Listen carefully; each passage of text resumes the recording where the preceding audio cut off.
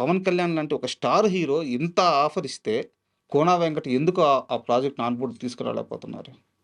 ఇది ఇది జరిగి కూడా 10 ఇయర్స్ పైన హ్మ్. అయిపోయింది. హ్మ్. బట్ 10, ఇచ్చింది 20 మామూలు ఇయర్స్. వ్యక్తికి గాదు గదా! అవును. కోనా వెంకట్‌కి గదా అంటే ఇచ్చింది. నాకొకటేంటంటే మెయిన్ అనిపించింది, నేను ఒక రైటర్‌గా ఓకే. సార్.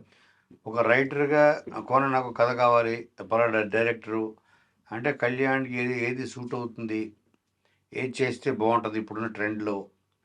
దాంట్లో 100% నేను రైట్‌గా ఆలోచించగలను. తను ఎక్కడో స్నేహాన్ని నేను అడ్వాంటేజ్ తీసుకున్నోడిని అవుతానా? హ్మ్. నువ్వు ప్రొడ్యూస్ చేసుకో. హ్మ్. ఆ! నేను చెప్తున్నాను అని తను అన్న తర్వాత నన్నెందుకు ఆపిందంటే, నాకు బయటోళ్ళకి తేడా ఏముంటది?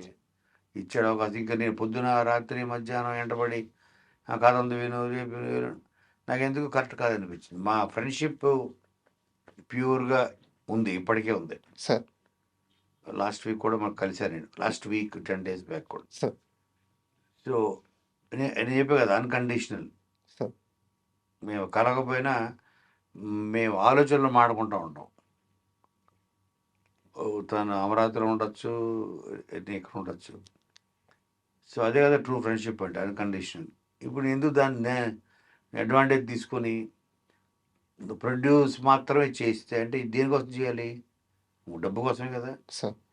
డబ్బు కోసం నేను మళ్ళీ స్నేహాన్ని అడ్డుపెట్టుకున్నట్టే కదా! అది చేయకూడదు అనుకున్నా. అందుకే చేయలేదు. ఆయనే ఇచ్చాడు గదా సార్ ఆఫర్. అయినా కూడా వద్దనుకున్నాను.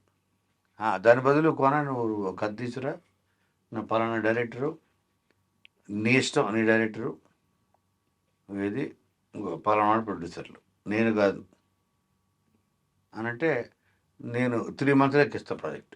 సార్. ఇక్కడ ఏమైపోయిందంటే ప్రొడ్యూసర్